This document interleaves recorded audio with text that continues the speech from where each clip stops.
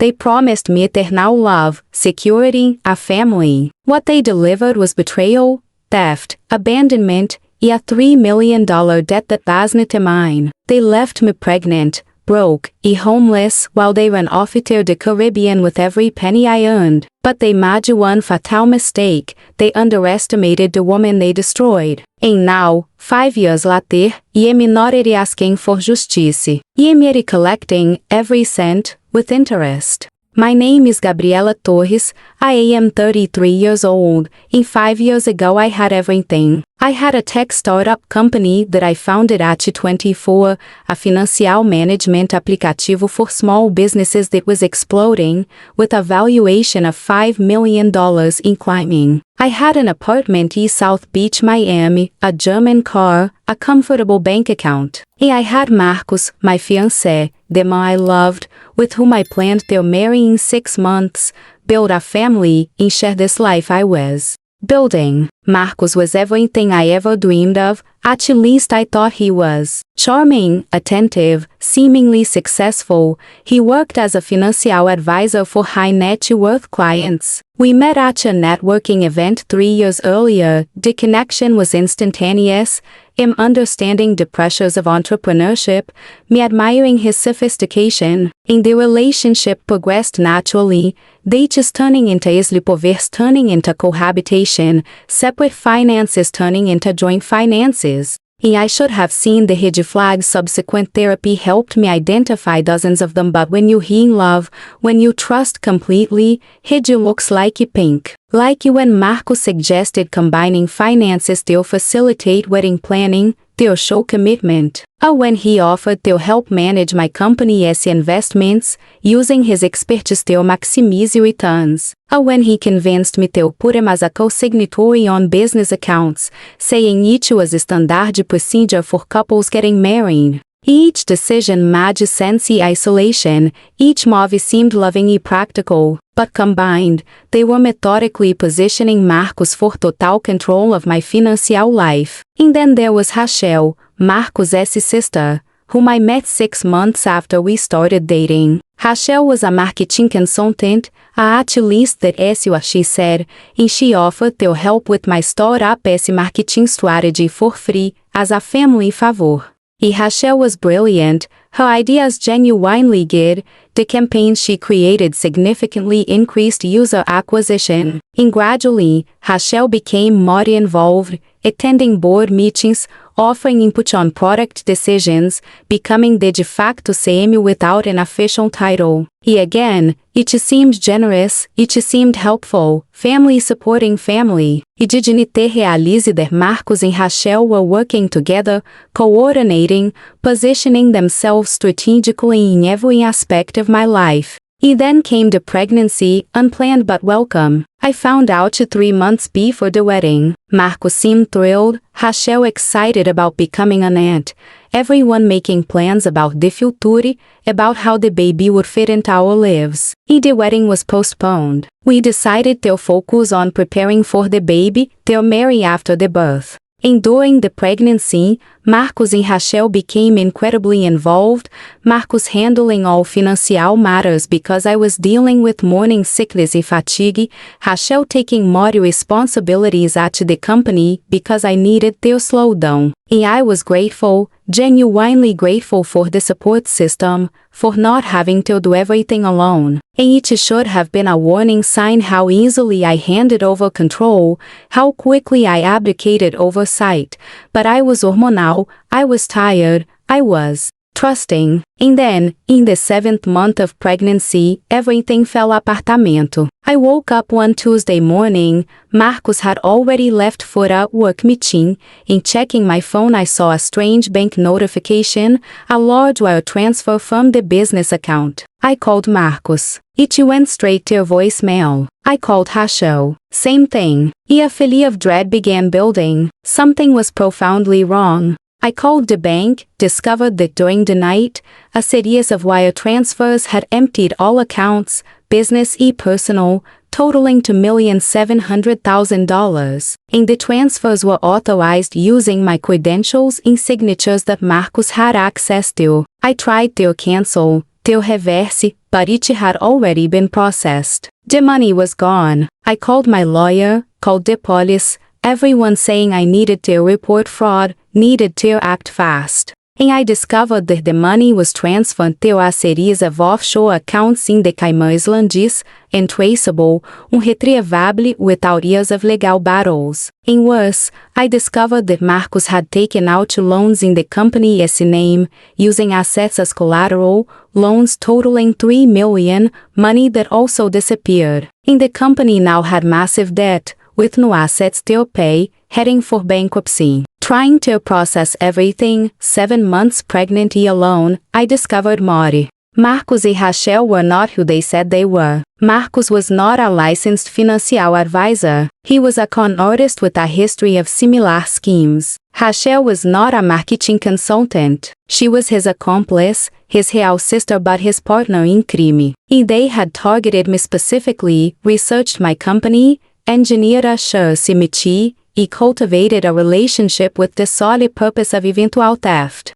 And everything was a lie, every moment, every profession of love, every plan for the future, everything calculated manipulation. And sitting in the apartment I was about to lose, pregnant and alone, I felt a devastation so complete that it physically hurt. But I also felt something else. Beneath the devastation, beneath the shock, I felt rage, cold calculating rage. Because Marcos and Rachel thought they could destroy me, leave me with nothing, and escape to a tropical paradise with my money. And they were wrong. But before continuing this story of absolute betrayal and meticulous revenge, I need to pause and connect with you who are following me on this journey. Tell me in the comments where you are watching from, which city, which country, because I want to know every person at it. If you haven't subscribed yet, now is the time, because this journey has twists you won't want to miss. And in the end,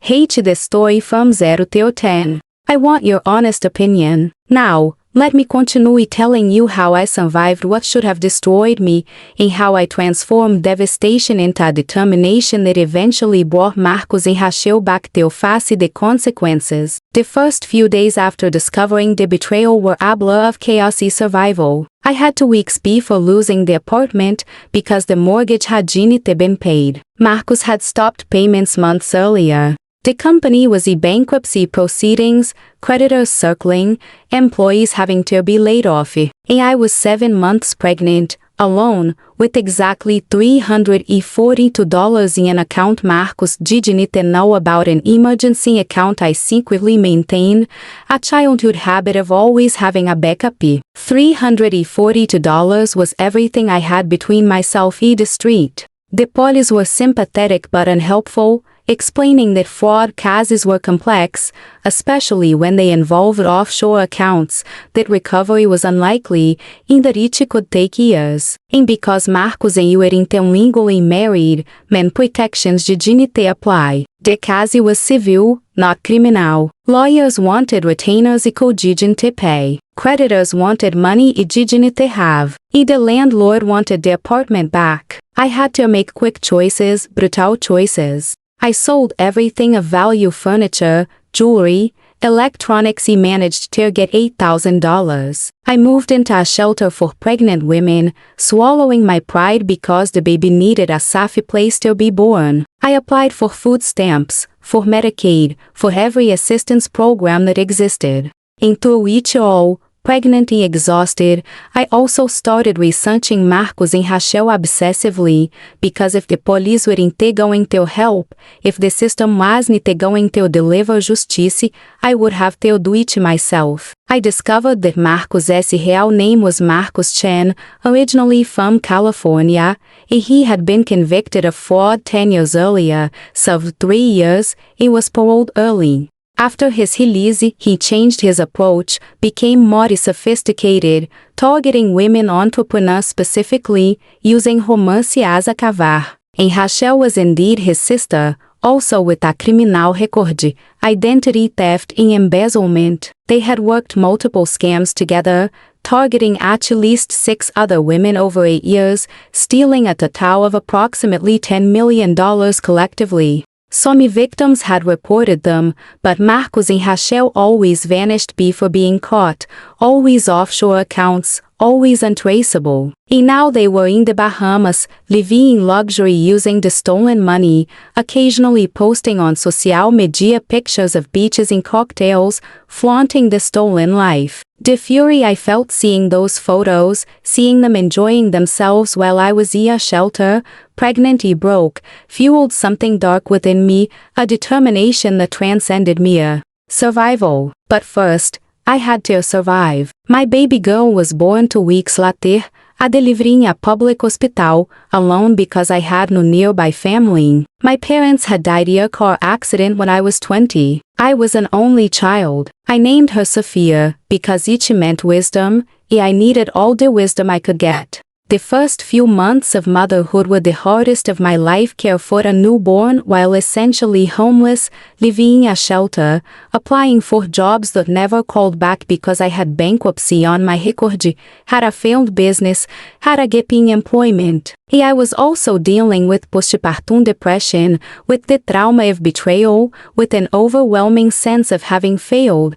even though rationally I knew it wasn't my fault. And then, when Sophia was 3 months old, I got a break. A small tech company needed a freelance developer for a specific project, work I could do remotely, part-time, paying barely anything, but it was a start. I completed the project ahead of schedule and impressed the client. The referral led to another project, then another. And slowly, painfully, I started building an income stream again. Using emergency housing assistance, I managed to get a small studio apartment in a rough neighborhood, but it was ours. It was safe. Sophia and I moved in with donated furniture, starting over literally from nothing. Enduring every moment working when Sophia slept, researching during breaks. I never lost sight of the ultimate goal, finding Marcos and Rachel, recovering the money, getting justice. A year after the theft, I had saved $1,000, my first real savings. 2 years after, I had $5,000, my income more stable through freelance work that expanded into small consulting. 3 years after, I had $10,000 saved, moved to our better apartment. Sophia was in a decent daycare. Each year, I was growing stronger financially while also growing smarter strategically. Because I wasn't just surviving, I was planning. The research on Marcos and Rachel continued, tracking them through social media using fake accounts, through public records in the Bahamas, through connections with other victims I found through online forums. And I discovered patterns. Marcos and Rachel didn't stay in one place forever, moving every 2 or 3 years, always to the next tropical location, always maintaining a lowish profile but not disappearing completely because they were too arrogant for real caution. I also discovered their vulnerabilities. Marcos had a gambling problem, occasionally visiting casinos in Nassau. Rachel had an online shopping addiction, packages being delivered regularly.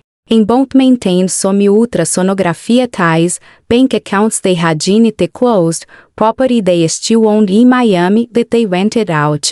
I started seeing a clearer picture of where they were, how they lived, where the money was. I also networked with other victims, forming an informal support group, sharing information, strategies, and frustrations. In one victim in particular, a woman named Jennifer had been working with a forensic accountant to trace her money, and the accountant had found some leads, trails through shell companies in offshore accounts. Pooling our resources, several victims combined to hire the accountant to continue the investigation, and slowly, thread by thread, we started mapping the financial web that Marcos and Rachel created. 4 years after the theft, I had saved $25,000, had a stable consulting business. Sophia was at school.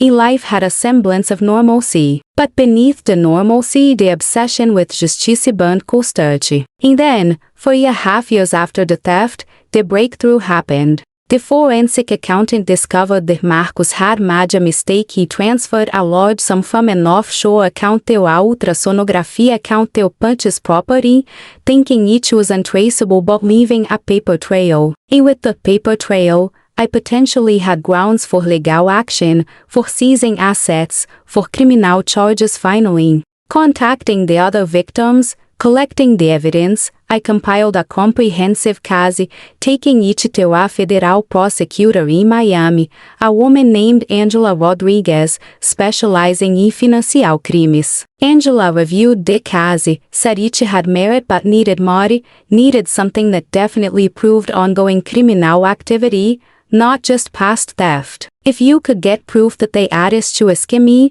that they had actively engaged in fraud, we could build a stronger case, she said. Then I had an idea, dangerous but potentially effective. What if I became the decoy? What if I pretended to be a potential target? If I engineered an encounter with Marcos and Rachel? If I got them confessing, attempting a new scam, all recorded? Angela initially opposed it, said it was too dangerous. But when I insisted, when I explained the need for closure, for justice, for Sophia growing up knowing her mother fought back, she reluctantly agreed to help set up the operation under strict parameters. So began the most audacious plan, transforming from victim into predator, using their playbook against them, finally, after 4.5 years, starting to close the net. Transforming into bait for Marcos and Rachel required complete reinvention. Didn't approach them as Gabriela Torres. They would obviously recognize me. I needed a new identity, convincing enough to fool professionals, convincing enough to attract attention. With the help of Angela Rodriguez and her federal resources, we created Sofia Rivera, yes, the same first name as my daughter, a deliberate choice to maintain connection but a different last name. Sofia Rivera was 32, a successful real estate developer from Austin, Texas, who recently sold her company to a private equity firm for $8 million cash in looking to invest, also recently divorced, vulnerable, and lonely, the perfect target. The backstory was carefully constructed using real business records of a defunct company that Angela accessed, creating a paper trail convincing enough to pass the basic investigation that Marcos invariably did. Social media profiles were created, populated with photos using professional models who resembled me but not exactly, lifestyle pictures, business achievements, all designed to attract the exact type of attention. The plan was simple concept but complex execution. Make Sofia Rivera visible in circles where Marcos operated, wait for him to make contact, cultivate a relationship, let him think he was working me, meanwhile recording everything, gathering evidence, then spoiling the trap. The first step was a physical transformation. I worked with a stylist, changed my hair color from black to honey blonde, my style from conservative to flashier, and my wardrobe from casual to designer. I practiced different mannerisms, different speech patterns. I needed to become Sofia completely to sell the deception. Angela and her team also provided tech, hidden cameras in a purse, in jewelry, audio recording devices, everything legally admissible in court. I researched Marcos' patterns, knew he visited a certain casino in Nassau every week, certain restaurants, and certain social events. We planned a chance encounter at a charity gala in Nassau, an event where rich expatriates mingled, where Marcos occasionally appeared according to his social media. With borrowed money from other victims who contributed to the operation, I bought a ticket to the gala, flew to Nassau, checked into a luxury hotel, everything charged to credit cards I could barely pay, but a necessary investment. The night of the gala, dressed in a dress that cost more than a month's rent, borrowed jewelry, looking every bit the wealthy divorcee, I entered the room scanning for Marcos. It took only 20 minutes before I spotted him, talking with a group of older couples, Rachel nearby talking with a different group. I maneuvered carefully, positioning myself close enough to be noticed but not approaching directly. It worked. Marcos looked, made eye contact, smiled politely, eventually engineered an introduction through a mutual acquaintance, a federal agent undercover planted there. Sofia Rivera, meet Marcos Chen. Marcos is in finance, Sophia is in real estate. In shaking his hand for the first time in nearly 5 years, the man who destroyed my life, who left me pregnant and broke it, required every ounce of control, not their break character, not their scream accusations. But I maintained my composure, smiled back, and played the part. The conversation flowed naturally, Marcos charming as always, asking about business, about relocating to the Bahamas, about investment opportunities. I gave carefully scripted answers, revealing enough to seem genuine, holding back enough to seem mysterious. At the end of the evening, Marcos asked for my number, suggesting coffee to discuss potential investment opportunities. I gave him the number, a number linked to a device monitored by Angela's team. Every call was recorded. The next few days were a careful dance, Marcos calling, meeting for coffee, dinner, slowly building rapport. It was surreal and nauseating, pretending interest, pretending attraction, hearing the same lines he used with me as before, seeing the same playbook executed. Every meeting was recorded, documented, but I still didn't have the smoking gun. I still didn't have a confession or an attempt at fraud. I needed patience. I needed to wait for Marcos to propose an investment scheme to make an actual criminal move. And then Rachel entered the picture, coincidentally running into Sophia in the hotel lobby, striking up a conversation, discovering a mutual interest in artigo. Rachel didn't recognize me either. The transformation was effective. Different hair, weight gain from the pregnancy that I never fully lost, years of stress aging me, rendered me invisible to them. Rachel started cultivating a separate friendship, girls' lunches, shopping trips, slowly working her angle, eventually suggesting a business opportunity, a new venture she was starting, needing investors. Ibigo, that was what I needed. Rachel proposing an investment, the scheme starting to unfold. Over the next few weeks, Marcos and Rachel worked in tandem, Marcos cultivating the romance angle, Rachel cultivating the business angle, both carefully manipulating, both setting their hooks. And I let them, playing the eager investor, playing the lonely divorcee seeking connection, all while my devices recorded every word, every promise, every lie. Then Marcos proposed a specific investment, an offshore fund he managed, guaranteed returns, minimal risk, minimum investment of $500,000. I checked with Angela, who confirmed it was his typical scheme. Money would vanish into offshore accounts, investors left with nothing. I needed to proceed carefully, because actually giving the money wasn't an option. It didn't have it. But I also needed to make Marcos commit enough for criminal charges to stick. Angela worked with federal prosecutors, determined that if I got Marcos accepting wire transfer instructions, they could nail him on wire fraud conspiracy. And then came the moment of truth, the meeting where I was supposed to finalize the investment, transfer the funds. I met Marcos in his office, Rachel present, documents prepared, everything seeming legitimate. Sitting across the desk, watching Marcos smile, watching Rachel playing the supportive sister, I felt rage fighting with satisfaction because I knew the trap was closing. Before I transfer, I said carefully, I want to confirm the details. I want everything clear. And I asked a series of questions designed to elicit responses clarifying intent, establishing knowledge of the fraud. Marcos, confident and unsuspecting, answered, explained how the money would be moved through offshore accounts, how the returns would be paid, all revealing operational knowledge of the scheme. Rachel added details,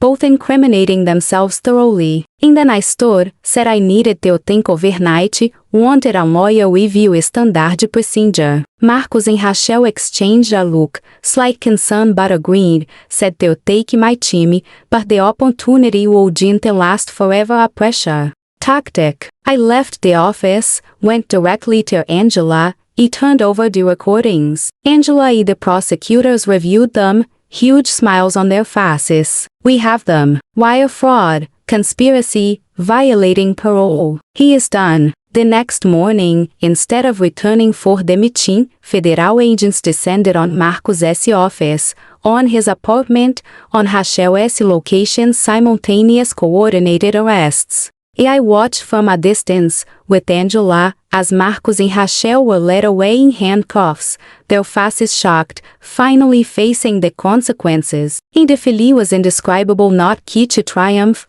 like liberation, a weightlifting after 4.5 years. Seeing Marcos and Rachel in handcuffs was a moment I waited for 4.5 years, but strangely, it didn't feel as I imagined. It didn't feel a surge of triumph or joy, just cold satisfaction mixed with exhaustion, because I knew this was just the beginning, not the ending. Arresting them was one thing, convicting them was another. Recovering the money was even more complex. The next few months were a blur of legal proceedings, depositions, and evidence gathering. As the key witness, I had to testify extensively, reliving the betrayal repeatedly for prosecutors, for the grand jury, and eventually for the trial. Every retelling ripped up the wounds I tried to heal, forced me to confront the extent of the manipulation I suffered. Marcos and Rachel S. defense attorneys tried everything, questioning my credibility,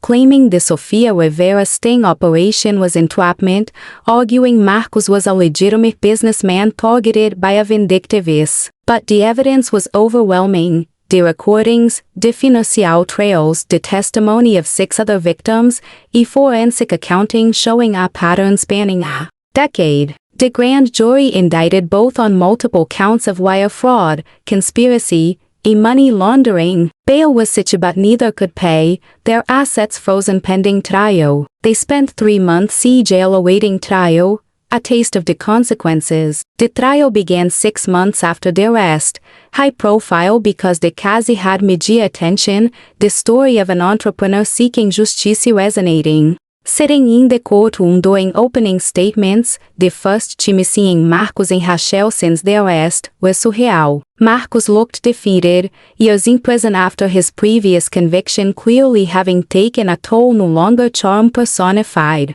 Rachel looked defiant, bitter. Their attorneys mounted a vigorous defense, but the prosecution's case was airtight. Angela Rodriguez, leading the prosecution, presented the timeline meticulously, every victim testifying, every financial document telling a story. When my turn came, I took the stand and told the complete story, from meeting Marcos till the devastation of the discovery till the struggle to survive with a newborn. Marcos' attorney, cross-examining, tried to discredit me, suggesting the relationship was consensual, the business decisions were my own. Ms. Torres, the attorney said, "You are an educated businesswoman. How could you be so easily manipulated?" My response was calm but firm. Because I trusted him. Because I believed in the love he professed. People like Mr. Chanari experts in exploiting trust, identifying vulnerabilities, crafting convincing enough lies. And the system allows them to operate because victims are blamed for being foolish instead of perpetrators being held accountable. The jury seemed responsive, several nodding. When the trial concluded after 4 weeks of testimony, the jury deliberated for 2 days before returning guilty verdicts on nearly every count. Marcos was sentenced to 15 years in federal prison, Rachel to 10 years, both ordered to make restitution of the total stolen from all victims. The sentencing felt like a validation, an acknowledgement that a wrong occurred, that justice, though delayed, was served. But the practical reality was complicated, because while Marcos and Rachel went to prison, the stolen money was still largely missing. Forensic accountants traced some funds, recovering approximately 30% through asset seizures, eventually through the cooperation of offshore banks. The recovered money was divided among the victims, proportionally. I received back approximately 800,000 of the almost 3 million significant but far from the whole. I also still had debts from the bankruptcy illegal fees incurred during the process. The recovery brought some relief but not completeness. The other victims felt similarly. Justice was sweet but incomplete because it didn't undo the damage, didn't restore the lost years, didn't erase the trauma. After the trial, I found myself in a strange place. The mission that defined 4.5 years was complete. Marcos and Rachel were incarcerated, justice served as much as possible. But now what? Life during those years was entirely focused on a goal, on proving the case, on achieving justice. And now I needed to figure out what came next. Sophia, my daughter, was almost 5, starting kindergarten smart, funny, and loving despite a turbulent start. And she never knew her father, never knew the real story, was told an age-appropriate version about a daddy who wasn't a good person, who wasn't in our lives. Eventually I would have to tell the full story, but the right timing wasn't clear yet. The consulting business I built was doing okay, paying bills, providing stability, but I wasn't passionate about it. It was a means to an end. I started questioning what I actually wanted to do, who I wanted to be beyond a victim seeking justice.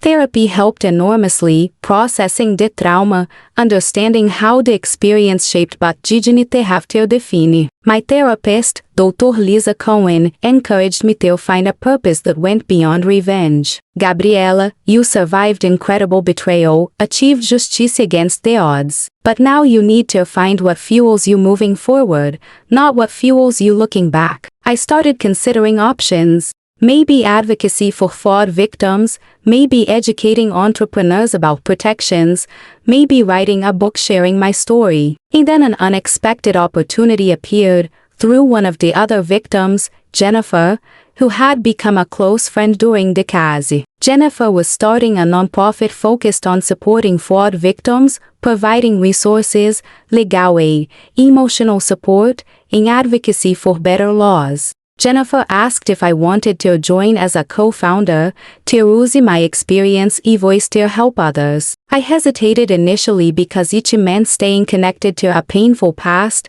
but I also recognized the value, a way to transform suffering into something meaningful. I agreed. The Fraud Survivors Alliance was born, a nonprofit dedicated to exactly what the system failed to provide us. The work was challenging but rewarding, helping other victims navigate reporting, connecting them with attorneys, providing emotional support, and lobbying for stronger protections. I discovered a real passion in advocacy, in using my experience not for bitter revenge but for constructive change. A couple of years after the trial, when Sophia was 7, I felt finally like I had found peace, like life had a purpose beyond trauma. Then I received a letter, forwarded through my attorney. It was from Marcos, written from prison. Seeing his name on the envelope made my heart race, anxiety flooding back. I hesitated opening it, because why give him space in my mind again? But curiosity won, and I carefully opened it and read the handwritten pages. Marcos wrote an apology, detailed,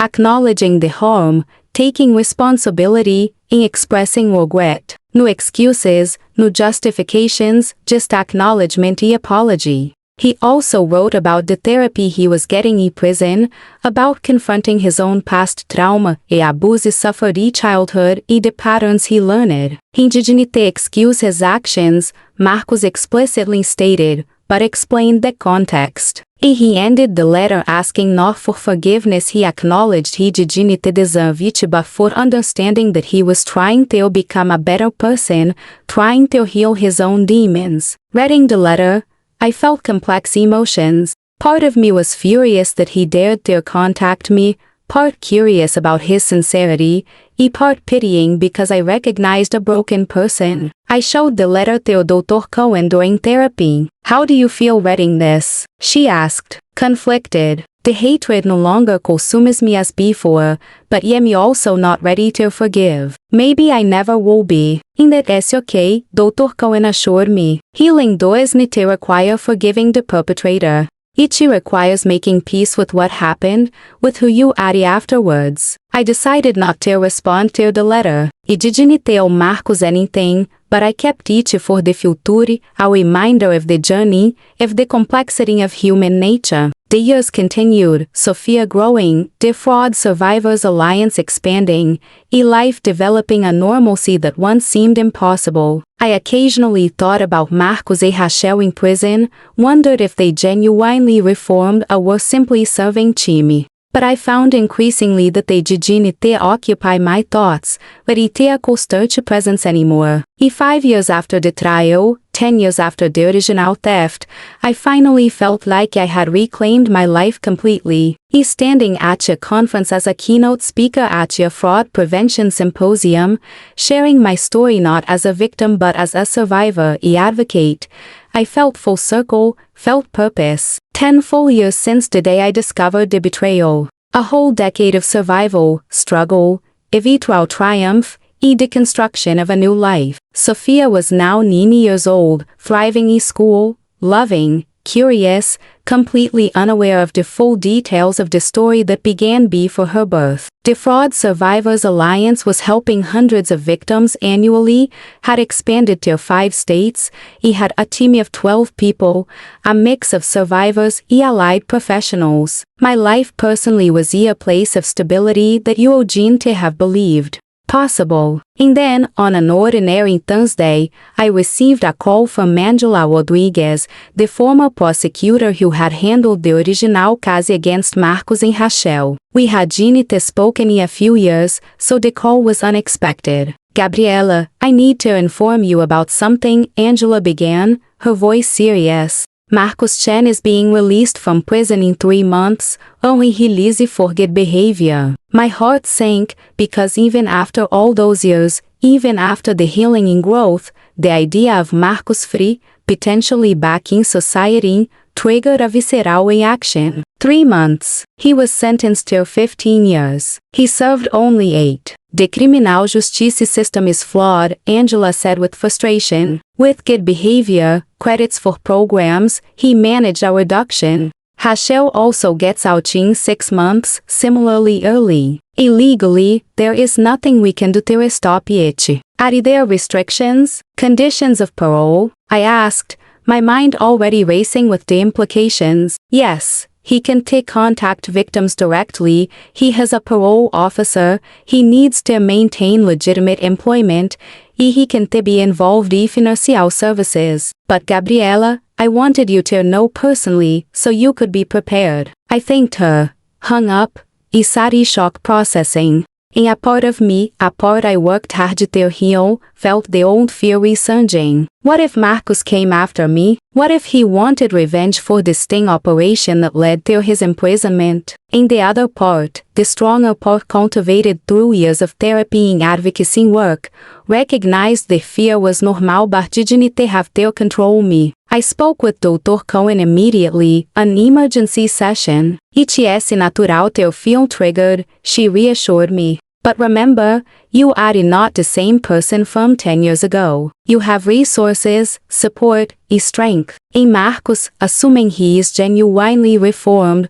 won't risk going back to prison by contacting you. What if he isn't reformed? What if he just played the system to get out early? Then you deal with it when it happens. But don't borrow trouble. Live your life, take reasonable precautions, but don't let his fear steal the peace you built. The advice was sound, but easier said than done. The next 3 months were easy, constantly on edge, checking my surroundings, extra careful with Sophia's routines, installing security cameras at home, notifying the school about the situation. And when Marcos released date alive, I spent the whole day nervous, expecting I don't know what. But nothing happened. Days passed, then weeks, without incident, without contact, without a sign of Marcos. And through the grapevine of the fraud victims network, I learned that Marcos had moved to California, was working in a warehouse, living in a halfway house,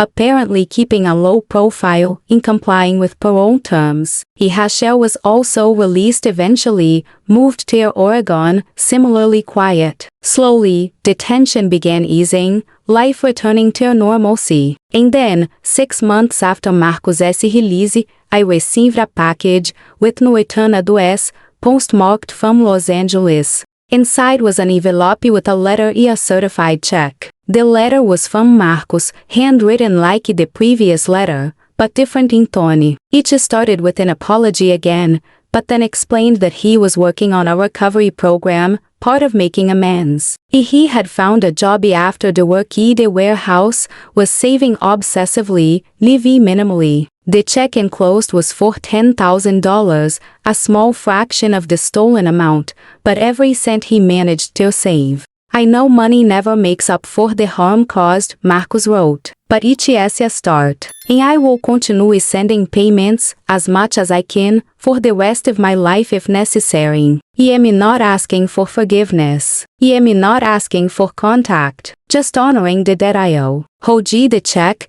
reading the letter, I felt complicated emotions. 10,000 was a small percentage, but the gesture meant something. It meant Marcos was genuinely trying to make amends in a tangible way. I showed it to Jennifer and the other board members of the Fraud Survivors Alliance. What do we do with this? Accept it, Jennifer said firmly. Not for Marcos' sake, but because it is recovery you deserve. If he continues sending payments, even better. But it doesn't mean you have to respond. It doesn't mean you have to give emotional energy. I cashed the check, didn't respond to the letter. In true to his word, 3 months later, another check arrived, this time 5,000, with a brief note saying he was working a second job, committed to restitution. The pattern continued over the course of a year, checks varying from 3,000 to 8,000, totaling 14,000 for the first year. It was still a fraction of the total stolen,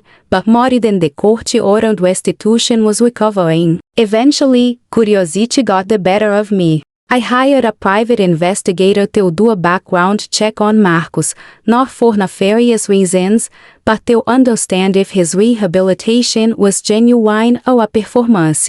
The investigator reported that Marcos was indeed working 2 jobs, living modestly, attending therapy in support groups, with 0 indications of criminal activity. I also discovered Marcos was occasionally speaking in prison reform programs, sharing his story as a cautionary tale. Reading the report, I felt something shift. Not forgiveness exactly, but acceptance that people were capable of change, of genuine reform. It didn't excuse the damage Marcos caused, never would, but it acknowledged the complexity of human redemption. 2 years after Marcos' release, I received an unusual request through the Fraud Survivors Alliance. The organization was hosting a panel on crime redemption, wanted diverse perspectives. He asked if I would consider sharing the panel with a reformed offender. Who? I asked the coordinator, Marcos Chen. He approached us, offered to share the perpetrator perspective, thought it could be valuable paired with a victim perspective, but obviously only if you he comfortable. My immediate instinct was to refuse, but then I considered it.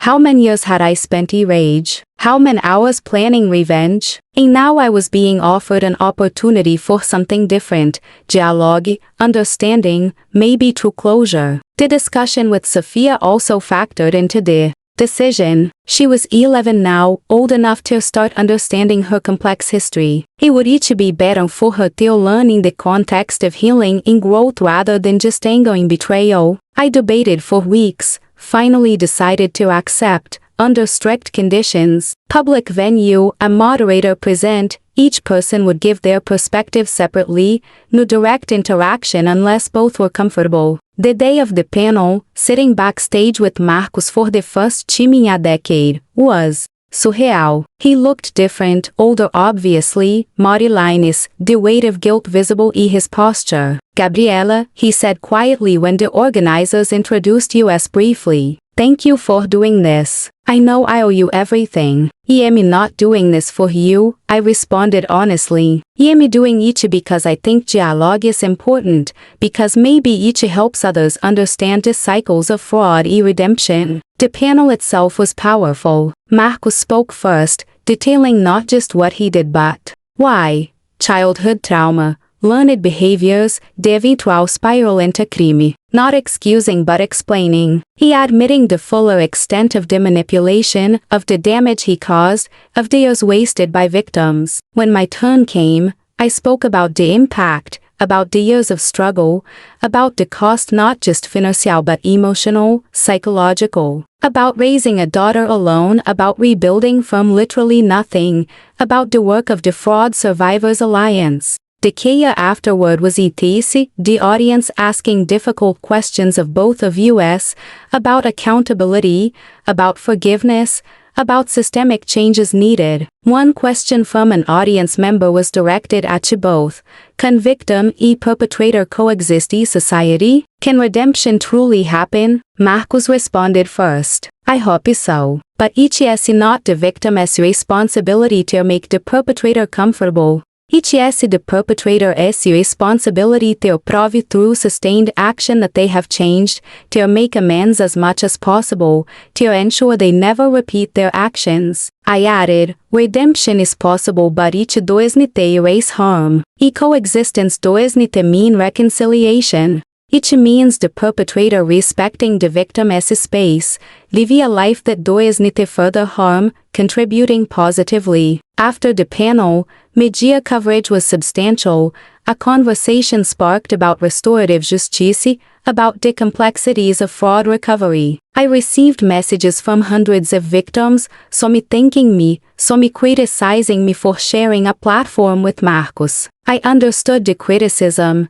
Knew some could never see value in dialogue with perpetrators. It was valid. Every survivor's journey was their own. But for me, the panel represented something important, reclaiming the narrative completely. I was no longer just a victim defined by what Marcos did. I was a survivor, an advocate, a mother, a person who had agency, a voice. After everything, when the dust settled, Sophia asked questions, as appropriate but probing. Mommy, that Marie Davideu, is he my biological father? I held her, explained the truth calmly. Yes, but a father is more than biology. It is the person who loves you, protects you, is present. He wasn't those things, but he is saying sorry now. He is trying. Yes, but sorry doesn't erase what happened. It is a start. But just a start. Sophia seemed to accept it, went back to her homework, resilient in a way that constantly amazed me. 3 years after Marcos' release, 5 years after the panel, the restitution payments continued steady, totaling now more than 120,000. I also discovered through my network that Marcos had helped several other fraud victims pro bono, using his knowledge to trace assets, to provide testimony against other perpetrators. Rachel, on the other hand, was less exemplary, violated parole eventually, serving additional time. Some people reformed, others didn't. As for me, at 38, 5 years after Marcos' release, life was full. Sophia was thriving, the Fraud Survivors Alliance was expanding internationally. I had published a memoir about my journey, the royalties going to the nonprofit. I was even dating again, carefully, someone who understood my history, respected my boundaries. Then, on the 13th anniversary of the original theft, Marcos sent a final letter, with a final payment. The payment was substantial, 25,000, savings from years of working. The letter explained that he was moving forward, not stopping payments out of guilt but because he felt he had done what he could within his means, that he hoped I and Sophia were well, that he wished nothing but the best, and that he wasn't going to contact me again unless invited. Sitting with the letter and the check, I felt a genuine sense of closure finally, not because Marcos paid back everything he had dignité, it was mathematically impossible, but because the cycle of harm, revenge, justiça, partial restitution, e eventual peace had completed. I donated the final check entirely to the Fraud Survivors Alliance, in memory of the Gabriela Torres who is, in honor of the Gabriela Torres who became. In looking at Sofia, 13 now, beautifully brilliant, thriving despite the circumstances of her conception in early months, I felt overwhelming gratitude. Not for the hardship, never doubt, but for the strength discovered, for the life built, for the purpose found. The story that began with betrayal and devastation is ending not perfectly, because life doesn't offer perfect endings, but well, with peace, with purpose, with proof that surviving wasn't enough, thriving was possible. 15 years. A decade and a half since that morning that changed everything. Sofia was now 15. A high school sophomore, brilliant math computer science, considering careers tech, ironically, following footsteps that were almost destroyed before she existed. The Fraud Survivors Alliance had exploded in scope,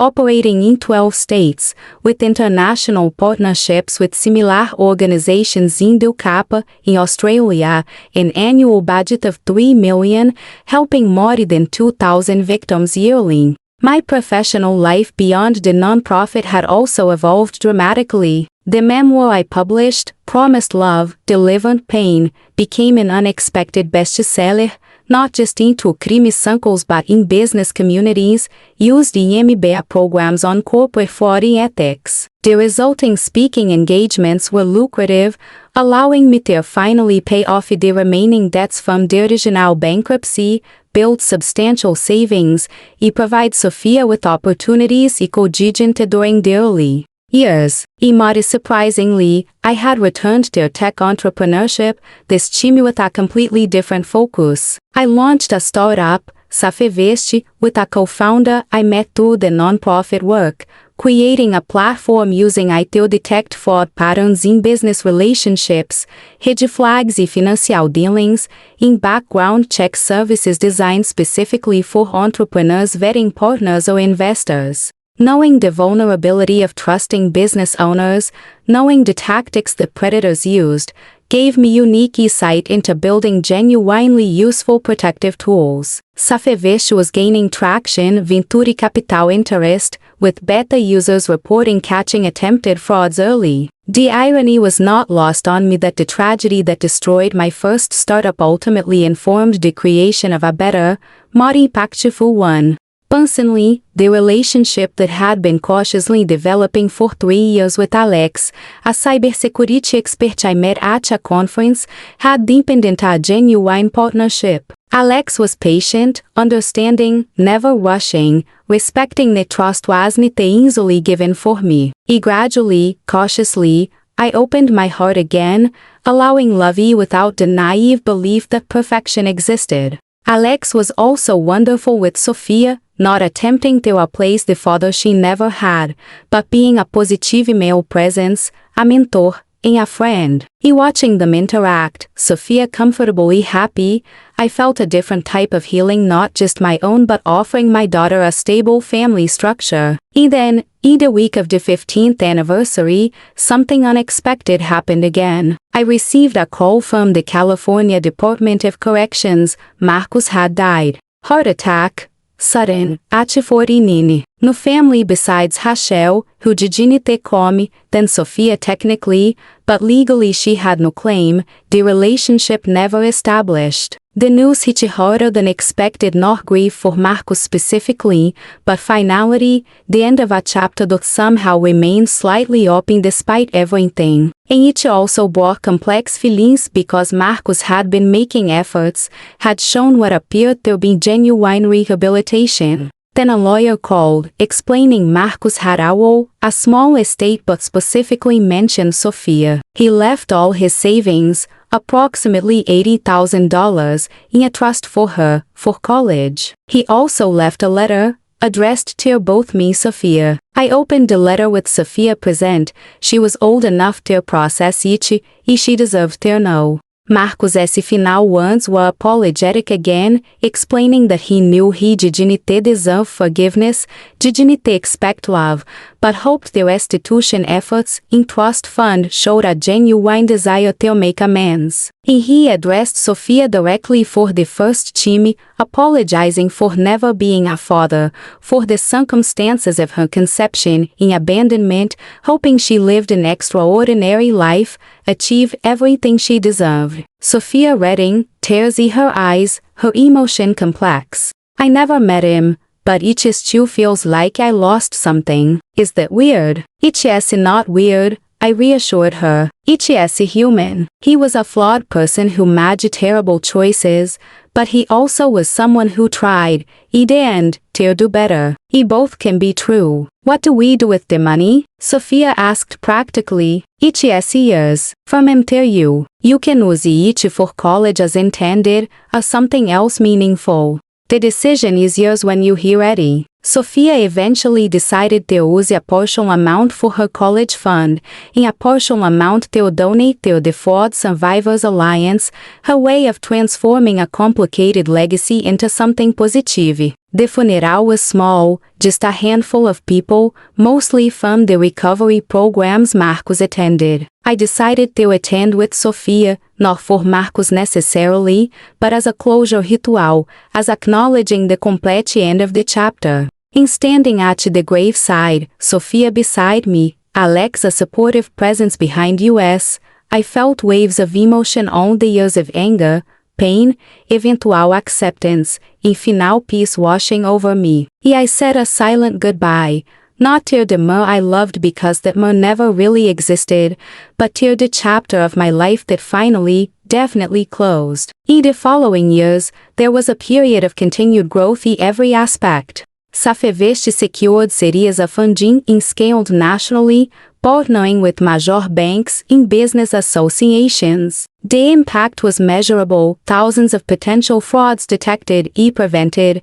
saving businesses millions collectively. The Fraud Survivors Alliance model was replicated globally, a franchise-like expansion with lookout chapters maintaining autonomy but sharing resources and best practices. Our estimated reach extended to helping tens of thousands annually. At 40, I felt a sense of achievement that 23-year-old Gabriela would never have imagined. Not just surviving, not just recovering, but thriving in ways that transformed trauma into meaningful impact. Sophia was college-bound, acceptances from multiple top schools, choosing MIT for computer science. Watching her during graduation, her valedictorian speech discussing resiliency innovation, I felt overwhelming pride. Because despite starting life in a shelter, with a mother who had nothing, Sophia had every opportunity, achieved through a combination of her own merit and the advantages I worked desperately to provide. Alex proposed finally, a simple intimate moment without dramatics,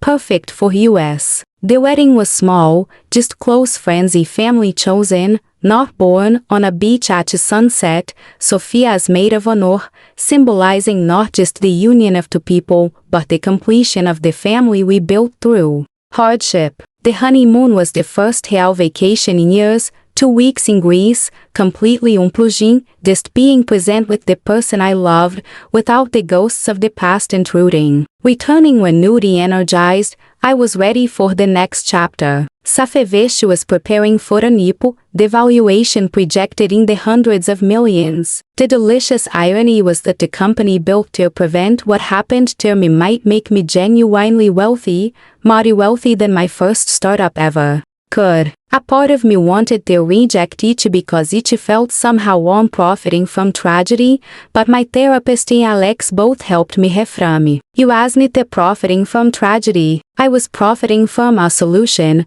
from work, from innovation that helped countless others. E wealth wasn't evil. It was a tool that could be used for good. When Safevest went public 2 years later, the valuation exceeded projections. he didn't focus on the overnight paper wealth, but the resources enabled me to expand the Fraud Survivors Alliance further, establish a scholarship fund for children of fraud victims, create grants for legal aid, and build a comprehensive support system that didn't exist when I needed it. I used my platform increasingly for advocacy, testifying before Congress multiple times about the need for stronger fraud prevention laws, for better victim support systems, and for holding financial institutions accountable when they enable fraud. Slowly, legislation changed, protections strengthened, because the combined voices of survivors were powerful, were undeniable. At 45, 20 years after the theft, life was unrecognizable from its lowest point. I not only survived, not only recovered, but built something extraordinary from the ruins. Sitting in the office of SAFEVEST headquarters, looking at a framed photo of Sophia at college graduation, at a photo of my wedding with Alex, at the awards for the Fraud Survivors Alliance's work, I felt a profound gratitude, not for the suffering, never doubt, but for the transformation, for proving that betrayal doesn't have the final word, that the person who promises love and delivers pain doesn't get to control the narrative. And because, in the end, it wasn't about the money recovered, although that mattered. It wasn't about Marcos paying back, although that provided closure. It was about reclaiming my life, reclaiming my power, reclaiming my voice, and using the experience to ensure fewer people suffered similarly. And that, ultimately, was the best revenge. It wasn't destructive. It was constructive. It wasn't about making the perpetrator suffer. It was about ensuring the victim not only survived but thrived in the process, creating systemic change that protected countless others. 22 years, more than 2 full decades since everything began. Sophia was now 22, married herself, a brilliant engineer at Google, a newlywed with a partner she genuinely loved, Jordan,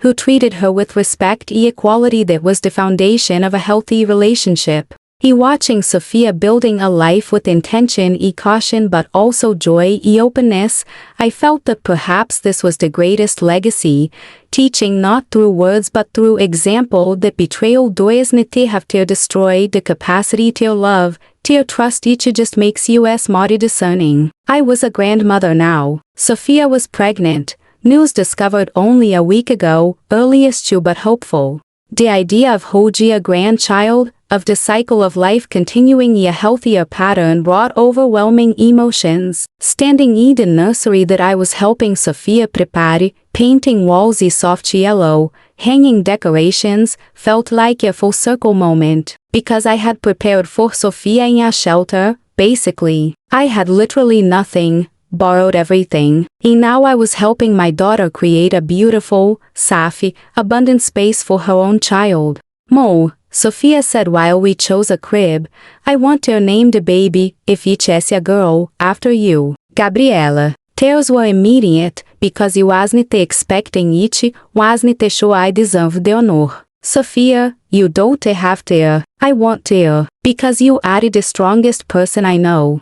And I want my daughter, if I have one, to carry a name that represents resilience, love, and fighting for what is right. And we hugged there in the baby store, both crying, both overwhelmed by the weight of what the name carried, of the history it held. Alex, ever supportive, documented the moment, a photo he later added to the collection chronicling my journey. Professionally, SAFEVEST continued growing, now with an international presence, partnerships in 15 countries, genuinely impacting fraud prevention globally. The valuation had exceeded $1 billion, making me a billionaire on paper, an absurd concept given I started 22 years ago with $342. In the wealth allowed massive expansion of the Fraud Survivors Alliance, building physical centers in major cities, offering not just virtual support but in-person counseling, legal clinics,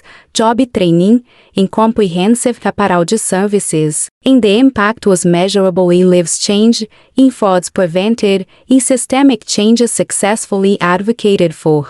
But there was also a cost da vaznitte financial. Years of stress, of hypervigilance, of carrying trauma even when healing, took a physical toll. I developed chronic health issues, partially stress-related, requiring ongoing medical management. E-therapy was a lifelong necessity, not a weakness but maintenance, keeping my mental health stable. Relationships beyond Alexei Sophia were challenging, because deep trust issues remained, probably always would. I had friends, valued ones, but letting people truly close remained difficult. It was the reality of trauma, not everything healed perfectly, scars remained. I also grappled with guilt occasionally, survivor-esque guilt mixed with success guilt, because several other victims of Marcos and Rachel never recovered financially or emotionally to the same extent. Some still struggled, some relationships were destroyed permanently, some careers never rebuilt. Jennifer, co-founder of the Fraud Survivors Alliance, often discussed this, because she also carried guilt. We were lucky ways, Gabriela. Time, resources, support systems we managed to build. But so many don't have that. I know. It's why the work matters, why we need to continue fighting for systemic changes that help everyone, not just the lucky or resourceful ones. My advocacy work continued intensifying, because I understood that individual recovery, even mine, wasn't enough if the system that allowed Marcos and Rachel to operate remained unchanged. I worked tirelessly for reform, testifying, lobbying, writing, using my platform to push for changes in financial regulations, in victim support, in criminal justice responses to fraud. At 47, I was asked to join a White House task force on economic crime victim protection, an advisory role that I took seriously, bringing the survivor perspective to policy discussions that often lacked it. During one task force meeting, sitting with lawmakers and agency officials, discussing proposed legislation, I felt a profound sense of how far I had come. From a woman who lost everything, whom nobody believed, to a voice crafting national policy. The legislation I helped shape eventually passed, strengthening protections, establishing a federal fund for fraud victims, and creating streamlined reporting processes. When the president signed it into law, I was invited to the ceremony, standing behind him as the bill was signed, a moment immortalized in a photo that I later framed, not out of ego but as a reminder that trauma survivors could shape the systems that failed them. My granddaughter was born healthy, beautiful, on a cold December morning, 8 pounds 3 ounces, named Gabriela Elena Jordan Rivera, carrying the names of both grandmothers, a new generation unmarked by the pain of the past, free to write her own story. Holding tiny Gabriela in the hospital, Sophia exhausted but glowing, her partner Jordan attentive and loving, I felt an overwhelming sense of generational healing, cycle breaking, creating a future where betrayal and poverty and struggle were stories told but not inherited. She never know hunger, Sophia whispered. Never know instability. Never wonder if she is loved. No, she wanted. I agreed. Because you and Jordan are providing the foundation we built. In that is everything. At 48.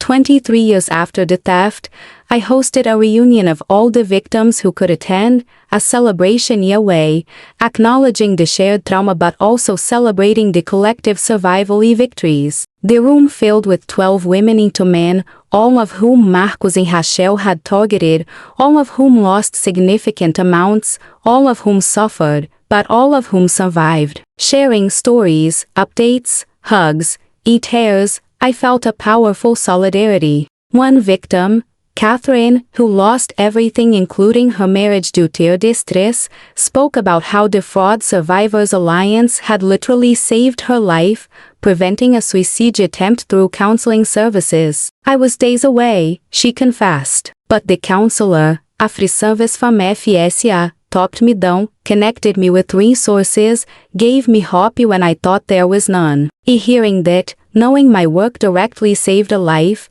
I felt a weight of responsibility but also profound. Purpose. Another victim, David, who recovered decently financially but struggled with PTSD, talked about the support group meetings, about not being alone, about validation making a difference. Each story reinforced that the impact wasn't just about the money recovered or the criminals punished. Each was about human connection, support, about saying, "You were wrong, you are not crazy, you deserve help, you will survive this." In another gathering, which became an established annual tradition, we met as survivors not to relive trauma but to celebrate resilience, to support each other as a continued growth. Months later, I received surprising news. Rachel had died too, in prison, complications from an illness not adequately treated. Unlike Marcos' death, which carries some complexity, Rachel's triggered nothing, just a neutral acknowledgement. Because Rachel never showed remorse, never made amends, stayed bitter until the end. Perhaps that was her own form of hell, dying in prison unrepentant, unreconciled, alone. I pitied her in an abstract way but didn't grieve. At 50, a quarter century after the theft, I celebrated a milestone quietly with Alex, Sophia, Jordan, little Gabriela, who was now 2, chattering curious, looking at my family, at the life built, at the work continuing. I felt a profound sense of completion without finality, because the story wasn't over, it continued unfolding, continued impacting, but the primary arc from devastation to recovery to thriving was complete. My legacy wasn't the money, although that helped, wasn't even Safevecha the Fraud Survivors Alliance, although both mattered enormously. My legacy was proving that someone could experience profound betrayal, could lose everything, could be left literally destitute broken, not only survive but transform, could build not just their own life but systems that protected others. And sometimes late at night, when insomnia struck, which still did occasionally, I would sit by the window looking at the city lights, processing everything, all the years, all the pain, all the growth. I didn't regret fighting, I didn't regret surviving, I didn't regret choosing to rebuild rather than succumb. But I also acknowledged the cost.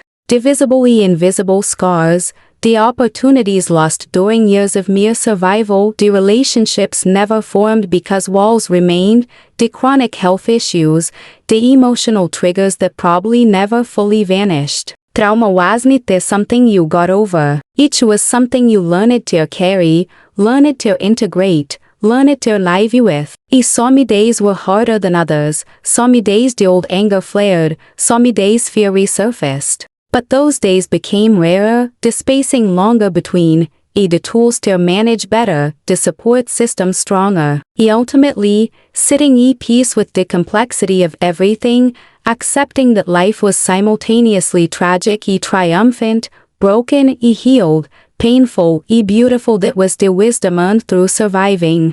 Today, at 55, 30 years after the day that changed everything, I am sitting in the office of the Fraud Survivors Alliance as headquarters, which now occupies 3 floors in downtown Manhattan, not far ironically from where Marcos and Rachel operated decades ago. What started as a small nonprofit with Jennifer scraping together resources is now an international organization with chapters in 25 countries, an annual budget of $40 million, a staff of 300, having helped an estimated 100,000 victims over the years. Safevest, which went public years ago, is now worth billions, a world leader in fraud prevention technology, protecting not just businesses but also consumers through partnerships with banks, credit agencies, platforms. Its power detection has saved an estimated tens of billions prevented frauds collectively. The wealth generated allowed me to establish not just one foundation but an ecosystem of support.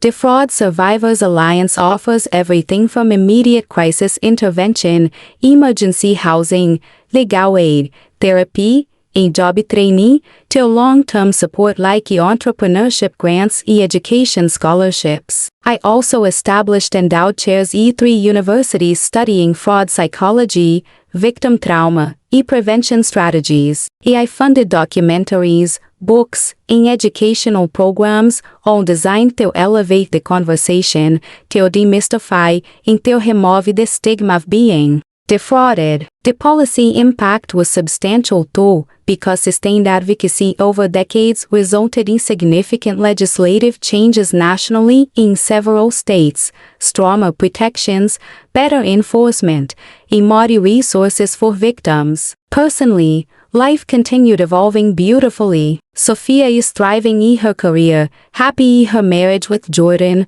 raising 3 children now, Gabriela at 8, twin boys Michael and Daniel at 5. Watching my grandchildren grow, unburdened by the trauma that marked my early motherhood, has been a daily reminder of progress, of generational healing. Alexi, I celebrated our 25th anniversary, a relationship that started cautiously but bloomed into a deep partnership, a love that was chosen daily, trust that was earned and maintained, a foundation of respect and mutual support. The health issues I developed were managed, not cured but controlled, requiring vigilance but not dominating my life. In therapy continued, regular maintenance, a tool not a crutch. Today specifically, I was preparing for a keynote address at a United Nations Conference on International Fraud Prevention and Victim Rights, an invitation that represented the culmination of decades of work, a recognition that survivor voices were not just valid but essentially policy-making. The speech I prepared wasn't just about my story, although that was a component. It was about systemic issues, about how societies fail victims, how perpetrators exploit gaps, and how comprehensive approaches were needed. It was also about celebrating progress, acknowledging that the world was different than 30 years ago, protections were stronger, awareness greater, and support more available, even if it's too insufficient. Standing on stage a few hours later, looking at the audience of delegates from 150 countries, of policymakers, advocates, and survivors, I felt the weight of the moment, the responsibility of representing not just my own experience, but the collective pain and resilience of thousands. My name is Gabriela Torres, I began, my voice steady. 30 years ago, I was promised love, security, and partnership. What was delivered was betrayal, theft, abandonment, a trauma that reshaped my entire life. I lost not just money, $3 million, I lost my business, my reputation, my home, my sense of safety, and the ability to trust. I was pregnant and alone, with literally hundreds of dollars, a shelter, facing a future that seemed impossibly dark. Every system designed to help failed. Reporting was complicated, recovery seemed impossible, support was minimal. The statistics are staggering. Millions of people globally are defrauded every year, billions are stolen, lives are destroyed, yet the conversation often focuses on perpetrators, on schemes, rarely on the human cost, on the long-term impacts on survivors. This conference, this work that everyone it is doing, is about shifting that. It's about centering victims, about creating comprehensive support, about prevention through education and regulation, about ensuring that what happened to me is increasingly rare. Over 30 years, I managed to rebuild. I managed to not just survive but thrive. I managed to transform pain into purpose through the Fraud Survivors Alliance, through Safeveste, through advocacy. But not everyone has the resources, the support, the stubborn determination that I had.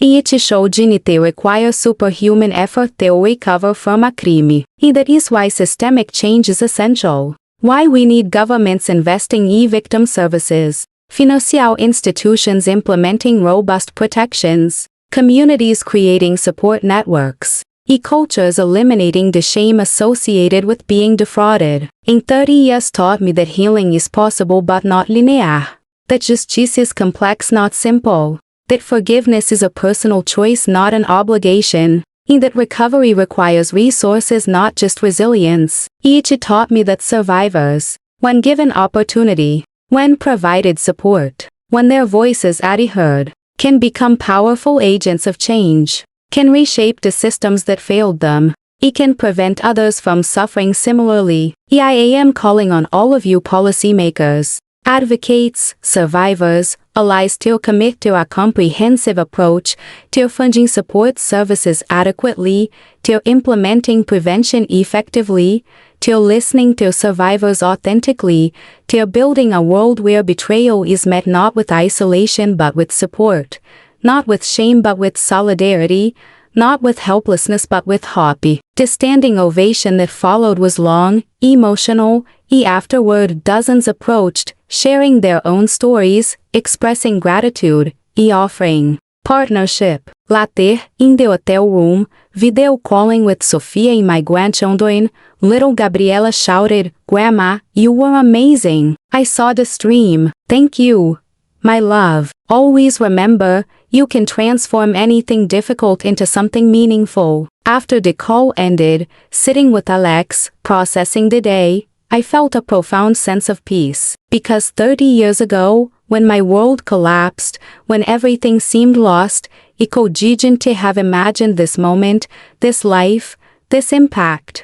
The journey was impossibly hard, marked by pain that never fully disappeared, by scars that always remained. But each was also marked by resilience, growth, love, purpose, vindication. Marcos and Rachel promised love. They delivered pain. My initial response was planning to collect back in a purely retributive way, pure revenge. But eventually, collecting every cent became about something bigger. About rebuilding not just my finances but my life, about creating systems of support, about ensuring the next person defrauded had the resources I lacked. The money recovered from Marcos, the restitution he paid, was a small percentage of the stolen total. But the impact of everything I built since then Safevest preventing billions in fraud, the Fraud Survivors Alliance helping hundreds of thousands, policy changes protecting millions that was the real restitution that was collecting with interest exponentially. And looking back, you didn't choose the trauma,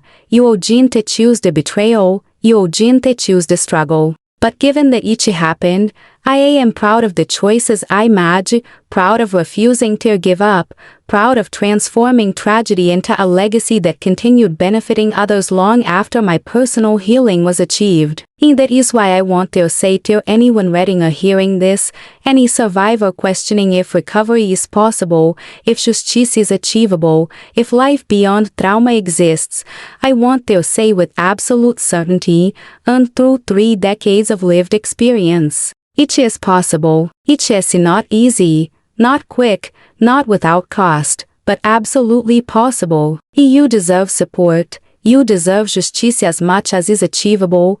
You deserve resources to rebuild.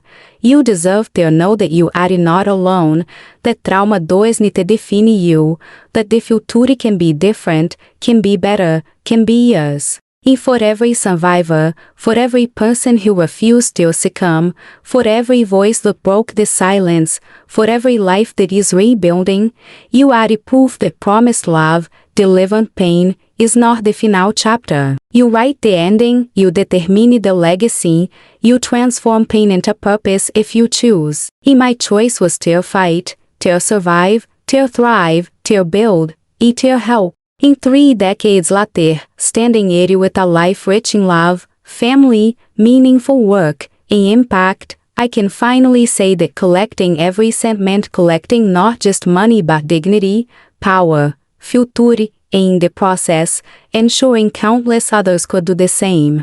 Thank you for listening, for witnessing, for being part of this community, because sharing stories, breaking silences, in supporting survivors, that is how we change the culture, that is how we prevent the next victims, and that is how we heal collectively. And remember, wherever you are on your own journey, you have a strength you don't even imagine, you have a worth that no one can diminish, you have a future that you can still build. And they promised love but delivered pain. But you can collect every cent, not just e-money but reclaiming everything they tried to steal, your power, your voice, your dignity, your future. Thank you, e may you find justice, healing, e peace on your own journey.